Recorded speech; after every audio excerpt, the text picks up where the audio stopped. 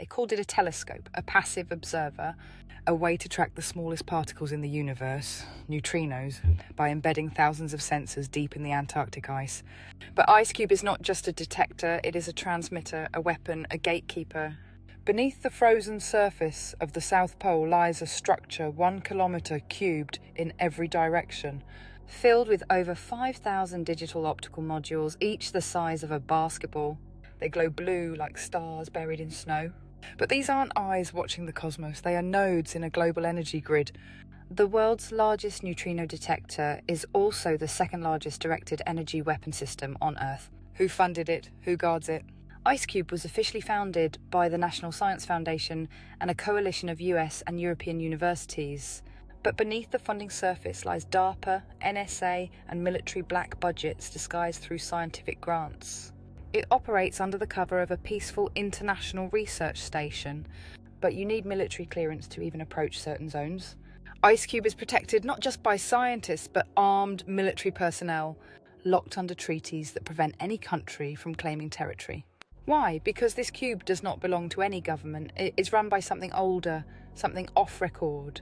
And if you get too close to the truth, your clearance will melt faster than the ice you're not supposed to touch. The ice is coded. They embedded the modules deep within 1.5 miles of ancient Antarctic ice, forming a perfect 3D matrix, a cube within the cube.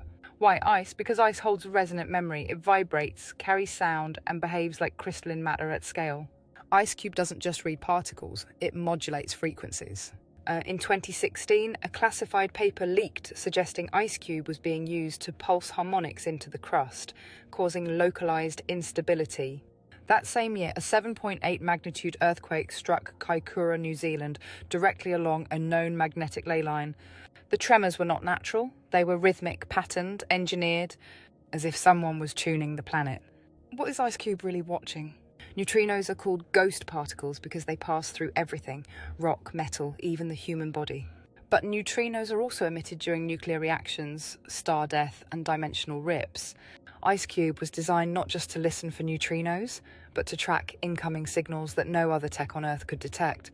Whistleblowers have claimed that IceCube is monitoring an ancient signal beneath the ice, something that pulses every 6.66 days in a harmonic not found in any known astrophysical event.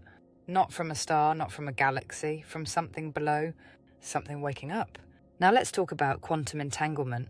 IceCube's real function isn't observation, it's instant communication. Using entangled particles, data can be sent across infinite distances with no delay. They take two particles, entangle them, and embed one in the IceCube array. The other sent off-world to a fleet, to a craft buried deeper, to a receiver not on Earth. When one particle changes, so does the other instantly.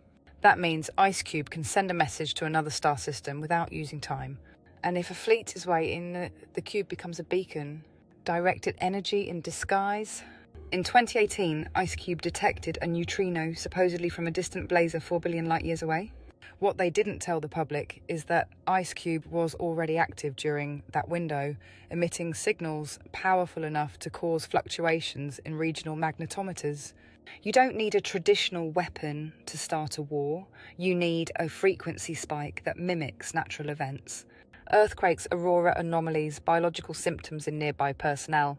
What they've built is not a detector, it's a dual-use frequency weapon, and the ice is the perfect insulator to hide it.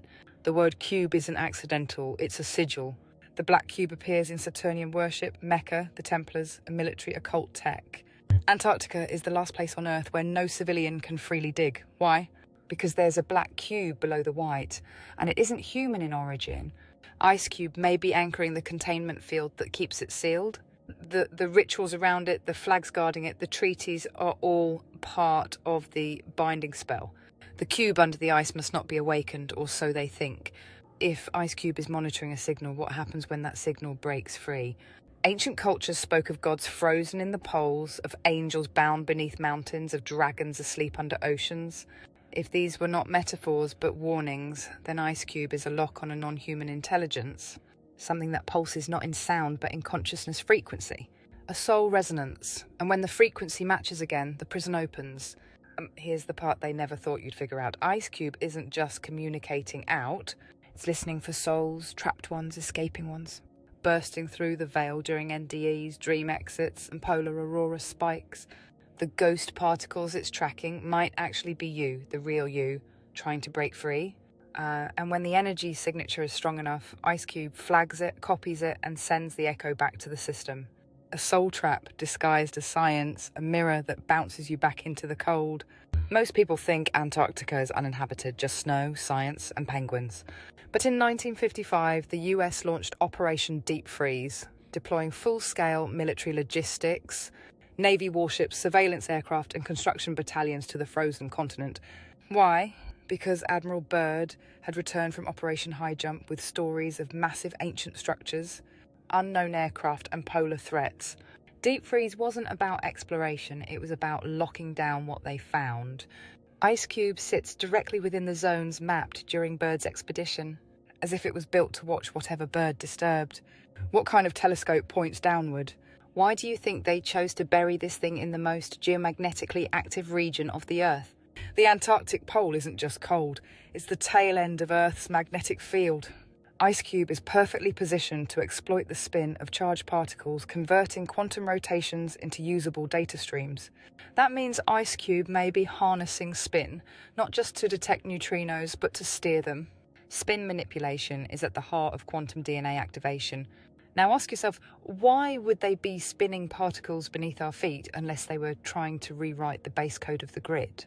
Remember this, neutrinos pass through everything, even the Earth itself.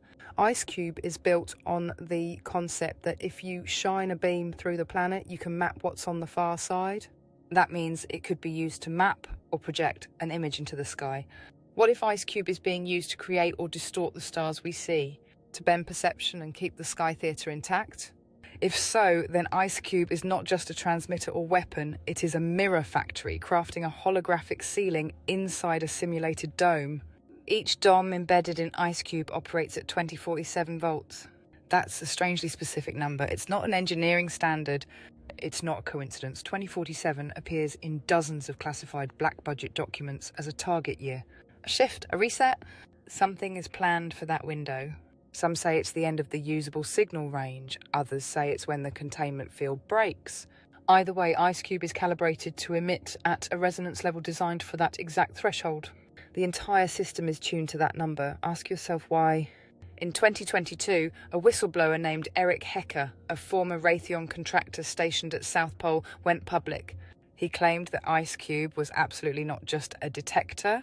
It had the ability to transmit signals, manipulate frequencies, and even affect human biology. He described strange illnesses, psychological distortions, and even deaths that coincided with maintenance cycles. He was threatened, silenced, discredited, but his claims matched classified patent filings from as far back as 1999, patents for cryogenic resonance systems, frequency-stabilized ice-based data transmission, and light-based biometric ID systems. IceCube is doing more than watching. It's reaching into the nervous systems of people stationed nearby, and possibly further. If you strip away the name IceCube, you get what it really is, an interface to a buried machine. Below the modules, below the ice, beneath the rock shelf lies a triangular array of unknown material, mapped using gravimetric scanners by Russian and German researchers in 1998.